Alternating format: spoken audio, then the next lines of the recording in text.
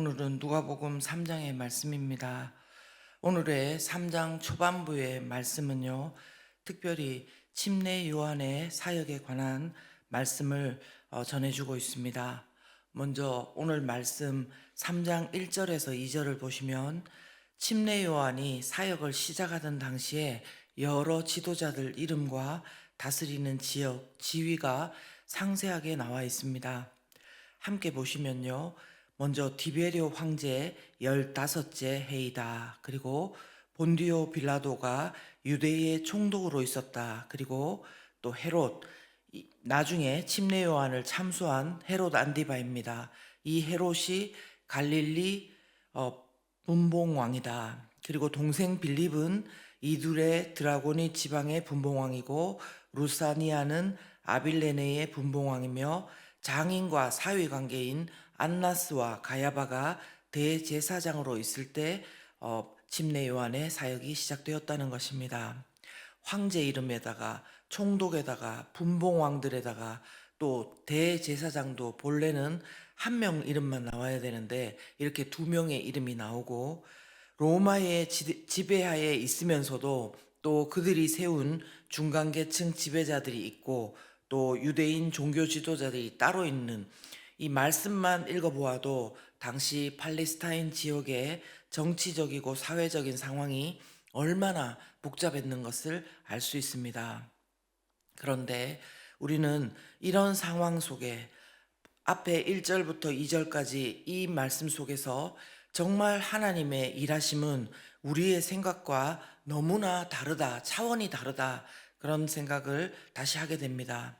왜냐하면 2절 후반에 보시면 이런 상황 가운데 하나님의 말씀이 빈들에서 사가랴의 아들 요한에게 임한지라. 아멘. 무슨 말씀입니까? 우리 생각에는요, 정말 이렇게 정치적으로 복잡한 상황 가운데 하나님께서 이스라엘을 위해서 일을 하신다면 그들 위에 군림하고 있는 이런 세력들을 무력화시켜 주거나, 아니면 독립시켜 주거나, 아니면 뭔가 할 수 있는 자타공인의 그런 자리와 능력 있는 사람 속에서 일을 하시지 않을까, 그런 생각입니다. 그러나 하나님은 1절과 2절에 나열한 이런 지도층이 아닌 완전히 우리가 생각하지 못했던 곳, 아무도 주목하지 않은, 또 익숙하면서도 척박한 곳, 빈들에서, 바로 광야에서 시작하고 계신 것입니다. 성경을 보면요, 하나님은 이처럼 일하실 때가 참 많습니다. 오늘 침례 요한도 그렇고, 누구보다 예수님을 생각해 보시면 예수님을 황제의 자리가 아니라 마국간의 구유에서 나게 하신 것처럼 하나님은 이처럼 낮은 곳으로, 척박한 곳으로, 남들이 주목하지 않는 그곳 빈들에서 일을 시작하실 때가 많다는 것입니다. 저도 저의 인생의 가장 우울하고 비참한 순간 가운데 저를 찾아주신 그 하나님의 사랑과 일하심을 잊을 수가 없습니다.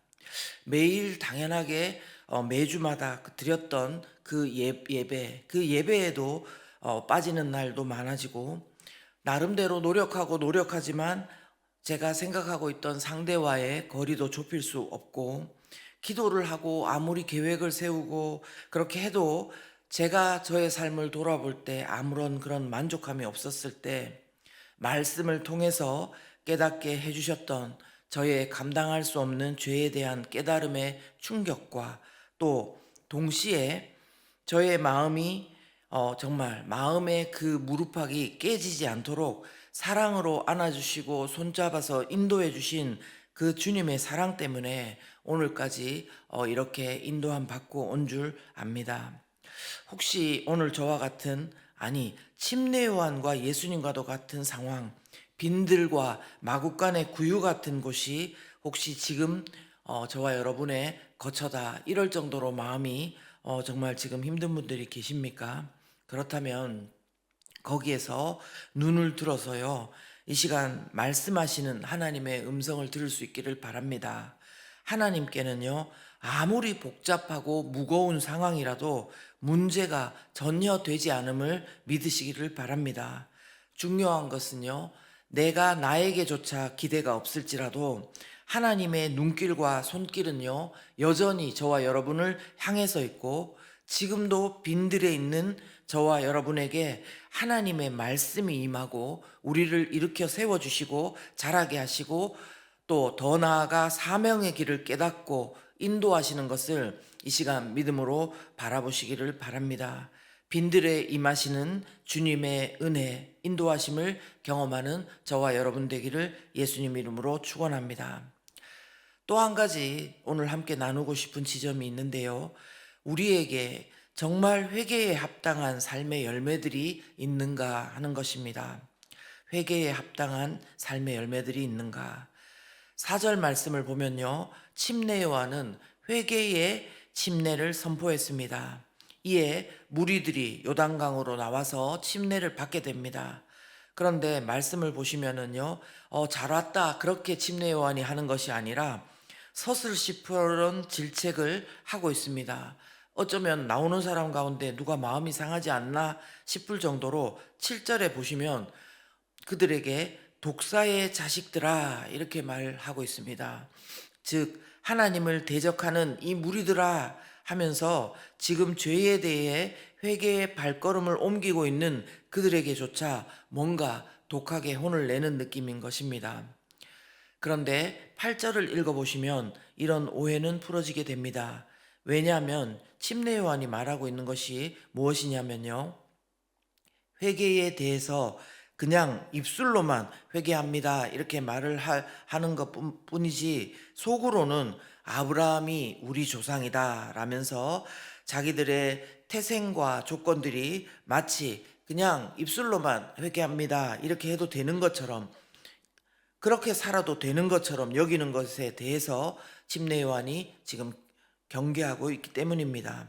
즉 침례 요한은 그냥 입술로 내가 회개합니다 이 정도가 아니라요, 그들의 마음과 삶까지 아울러서 하는 회개를 말하면서 8절에 보시면 그러므로 회개에 합당한 열매를 맺고 이렇게 말씀하고 있는 것입니다.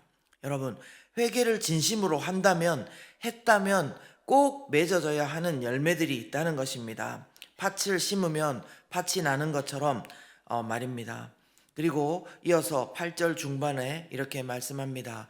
속으로 아브라함이 우리 조상이라 말하지 말라 이렇게 합니다. 무슨 뜻입니까? 믿음의 조상 아브라함이 있다고 해서 그 믿음과 우리가 지금 회개하는 거하고는 상관이 없다는 것입니다. 우리에게도 믿음의 조상이 너무 중요합니다. 그러나 믿음의 조상의 회개가 아니라 하나님께서는 지금 우리의 회개의 열매를 기다리시는 것입니다.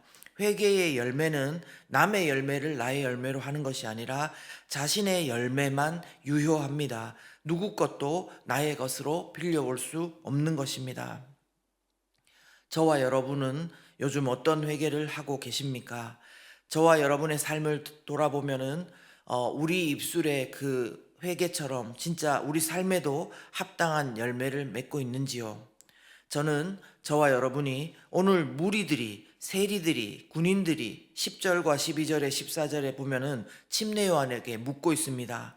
우리가 무엇을 하리까? 이렇게 반복해서 10절도 12절도 14절에서 질문을 하면서 하나님께 진심으로 본인들이 회개에 합당한 열매를 맺어가기를 그렇게 원하는 것처럼 우리도 그렇게 하나님께 오늘도 기도하며 나아갔으면 좋겠습니다.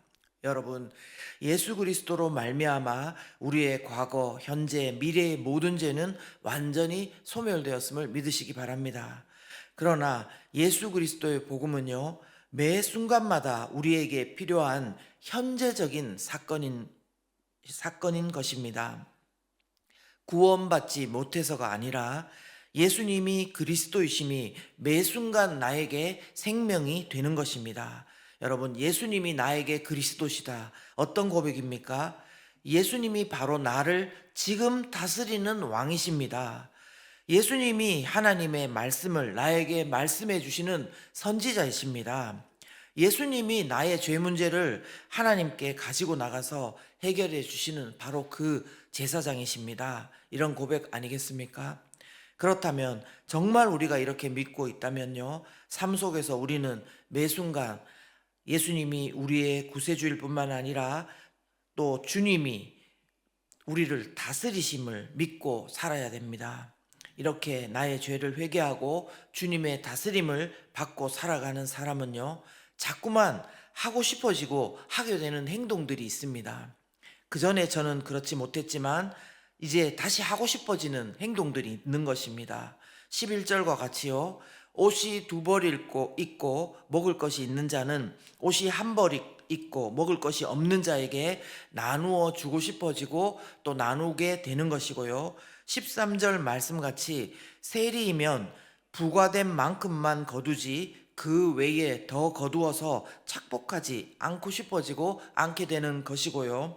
14절 말씀같이 군인이면 힘으로 남의 것을 강탈하거나 누르거나 거짓으로 고발하지 않고 받는 급료를 하나님께서 주신 것으로 감사하고 살고 싶어지고 그 힘과 능력으로 다른 사람들을 돕고 싶어지고 그렇게 하게 되는 것입니다.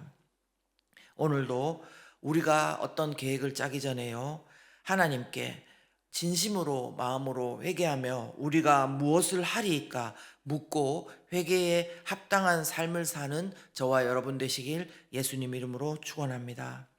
이 시간 함께 기도하겠습니다. 하나님, 광야 같은 이 빈들에 임하시는 하나님의 은혜를 기다립니다. 저의 삶 가운데 우리 가족 누구누구의 가운데 하나님 그 빈들에 찾아가 주시고 광야에 찾아가 주셔서 하나님께서 말씀해 주시옵소서. 또한 오늘도 우리가 그냥 입술로만 하나님 다시 잘 살겠습니다, 그것이 아니라 내가 어떤 계획을 짜기 전에 우리가 무엇을 할까요? 하나님, 제가 오늘 하나님의 다스리심을 받고 어떻게 할까요? 이렇게 묻고 회개에 합당한 삶 살게 도와주시옵소서. 함께 기도하겠습니다.